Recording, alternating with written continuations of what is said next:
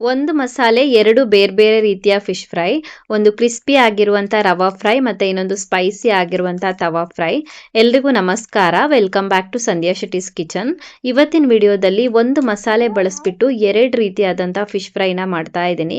ಇದಕ್ಕೆ ಮಸಾಲೆನ ರುಬ್ಬೋ ಅವಶ್ಯಕತೆ ಇರೋದಿಲ್ಲ, ತುಂಬಾ ಸುಲಭವಾಗಿ ಮಸಾಲೆ ರೆಡಿ ಮಾಡ್ಕೊಳ್ಬೋದು ಮತ್ತು ಫಿಶ್ ಫ್ರೈ ಕೂಡ ತುಂಬಾ ಸುಲಭವಾಗಿ ಮಾಡ್ಬೋದು. ಈ ಎರಡರಲ್ಲಿ ನಿಮಗೆ ಯಾವ ರೀತಿಯ ಫಿಶ್ ಫ್ರೈ ಇಷ್ಟ ಅಂತ ಕಮೆಂಟಲ್ಲಿ ತಿಳಿಸೋದನ್ನು ಮರಿಬೇಡಿ.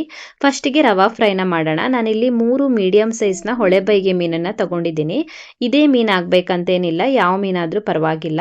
ಫಸ್ಟಿಗೆ ಮೀನನ್ನು ಮ್ಯಾರಿನೇಟ್ ಮಾಡ್ಕೊಳ್ಬೇಕು. ಮ್ಯಾರಿನೇಷನ್ಗೆ ಅರ್ಧ ಚಮಚ ಆಗುವಷ್ಟು ಉಪ್ಪು ಹಾಕ್ಕೊಂಡಿದ್ದೀನಿ. 1/4 ಚಮಚ ಆಗುವಷ್ಟು ಅರ್ಶಿನದ ಪುಡಿನ ಹಾಕ್ಕೊಳ್ಬೇಕು. 1 ಟೇಬಲ್ ಸ್ಪೂನ್ ಆಗುವಷ್ಟು ಖಾರದ ಪುಡಿನ ಹಾಕ್ಕೊಳ್ಬೇಕು. ನಾನಿಲ್ಲಿ ಅಚ್ಚ ಖಾರದ ಪುಡಿ ಯೂಸ್ ಮಾಡ್ತಾ ಇದ್ದೀನಿ. ಖಾರ ಬೇಡ ಅನ್ಸಿದ್ರೆ ಬ್ಯಾಡಗಿ ಮೆಣಸಿನ ಪುಡಿ ಯೂಸ್ ಮಾಡ್ಬೋದು. ಅರ್ಧ ಚಮಚ ಆಗುವಷ್ಟು ಧನಿಯಾ ಪುಡಿನ ಹಾಕ್ಕೊಳ್ಬೇಕು, ಅರ್ಧ ಟೇಬಲ್ ಸ್ಪೂನ್ ಆಗುವಷ್ಟು. 1/4 ಟೇಬಲ್ ಸ್ಪೂನ್ ಆಗುವಷ್ಟು ಕಾಳು ಮೆಣಸಿನ ಪುಡಿನ ಹಾಕ್ಕೊಳ್ಬೇಕು, ಬ್ಲ್ಯಾಕ್ ಪೆಪ್ಪರ್ ಪೌಡರ್ನ. 2 ಚಮಚ ಆಗುವಷ್ಟು ಹುಣಸೆ ಹಣ್ಣಿನ ರಸ ಹಾಕ್ಕೊಳ್ತಾ ಇದ್ದೀನಿ. ಹುಳಿಗೆ ಹುಣಸೆ ಹಣ್ಣಿನ ರಸ ಆದರೂ ಪರವಾಗಿಲ್ಲ, ನಿಂಬೆ ರಸ ಆದರೂ ಪರವಾಗಿಲ್ಲ, ನಾನು ಹುಣಸೆ ಹಣ್ಣಿನ ರಸ ಹಾಕ್ಕೊಂಡಿದ್ದೀನಿ.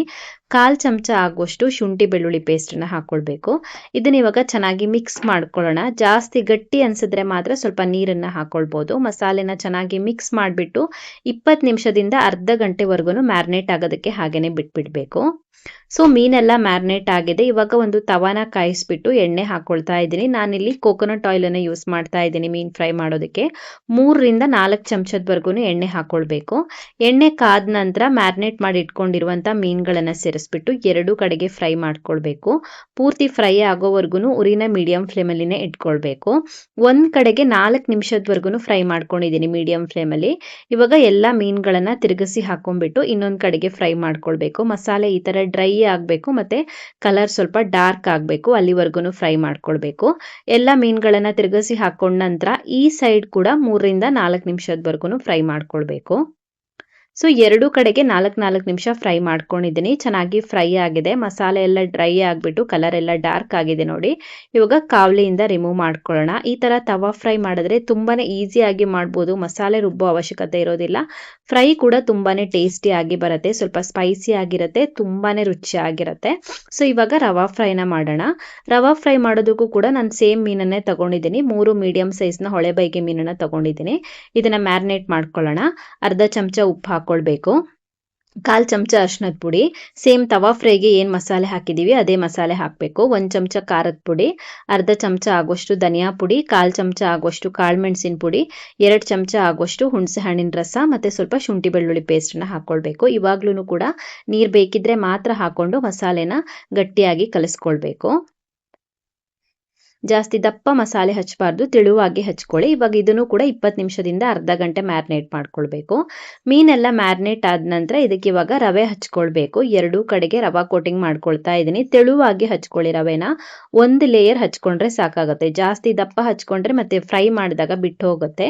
ಸೊ ಎಲ್ಲ ಮೀನುಗಳಿಗೂ ಇದೇ ಥರ ರವಾ ಹಚ್ಬಿಟ್ಟು ರೆಡಿ ಮಾಡಿ ಇಟ್ಕೊಳ್ಳೋಣ. ರವೆ ಹಚ್ಬಿಟ್ಟು ಮತ್ತೆ ಮ್ಯಾರಿನೇಟ್ ಮಾಡೋ ಅವಶ್ಯಕತೆ ಇರೋದಿಲ್ಲ, ಇಮಿಡಿಯೇಟ್ ಆಗಿ ಫ್ರೈ ಮಾಡ್ಕೊಳ್ಬೋದು. ಎಲ್ಲ ಮೀನಿಗೂ ರವೆ ಹಚ್ಚಿ ಆಗಿದೆ. ಇವಾಗ ಫ್ರೈ ಮಾಡೋದಕ್ಕೆ ಕಾವಲಿನ ಕಾಯಿಸ್ಬಿಟ್ಟು ಇವಾಗ್ಲೂ ಕೂಡ ತೆಂಗಿನ ಎಣ್ಣೆನೆ ಹಾಕೊಳ್ತಾ ಇದ್ದೀನಿ. ರವಾ ಫ್ರೈಗೆ ಸ್ವಲ್ಪ ಎಣ್ಣೆ ಜಾಸ್ತಿ ಬೇಕಾಗತ್ತೆ, 4ರಿಂದ 5 ಚಮಚ ಎಣ್ಣೆ ಬೇಕಾಗ್ಬೋದು. ಎಣ್ಣೆ ಕಾದ ನಂತರ ರವೆ ಹಚ್ಚಿಟ್ಕೊಂಡಿರುವಂಥ ಮೀನುಗಳನ್ನು ಸೇರಿಸ್ಬಿಟ್ಟು ಇವಾಗಲೂ ಕೂಡ 2 ಕಡೆಗೆ ಫ್ರೈ ಮಾಡ್ಕೊಳ್ಬೇಕು. ಉರಿನ ಮೀಡಿಯಂ ಫ್ಲೇಮಲ್ಲಿನೇ ಇಟ್ಕೊಳ್ಳಿ, ಮೀಡಿಯಂ ಫ್ಲೇಮಲ್ಲಿನೇ ಫ್ರೈ ಮಾಡ್ಕೊಳ್ಬೇಕು. ಮೀಡಿಯಂ ಫ್ಲೇಮಲ್ಲಿ ಒಂದು ಸೈಡು 3ರಿಂದ 4 ನಿಮಿಷದವರೆಗೂ ಫ್ರೈ ಮಾಡ್ಕೊಳ್ಬೇಕು. ಒಂದು ಕಡೆಗೆ ಫ್ರೈ ಆದ ನಂತರ ಇವಾಗ ಎಲ್ಲ ಮೀನುಗಳನ್ನು ತಿರುಗಿಸಿ ಹಾಕೊಂಡ್ಬಿಟ್ಟು ಇನ್ನೊಂದು ಕಡೆಗೆ ಫ್ರೈ ಮಾಡ್ಕೊಳ್ತಾ ಇದ್ದೀನಿ. ಇವಾಗ್ಲೂ ಕೂಡ ಮೀಡಿಯಂ ಫ್ಲೇಮಲ್ಲಿ ಫ್ರೈ ಮಾಡ್ಕೊಳ್ಬೇಕು. ಮತ್ತೆ ಒಂದು 3ರಿಂದ 4 ನಿಮಿಷದವರೆಗೂ ಫ್ರೈ ಮಾಡ್ಕೊಳ್ಳೋಣ.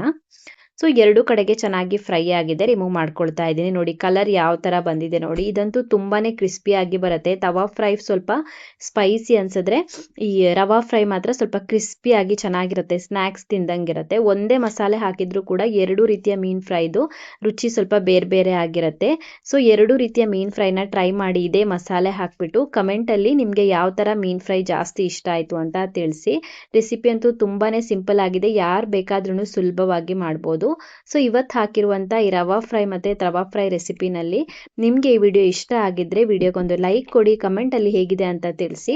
ಇನ್ನೂ ಹೆಚ್ಚಿನ ವಿಡಿಯೋಗಳಿಗೆ ನನ್ನ ಯೂಟ್ಯೂಬ್ ಚಾನಲನ್ನು ಸಬ್ಸ್ಕ್ರೈಬ್ ಮಾಡ್ಕೊಳ್ಳೋದನ್ನು ಮರಿಬೇಡಿ.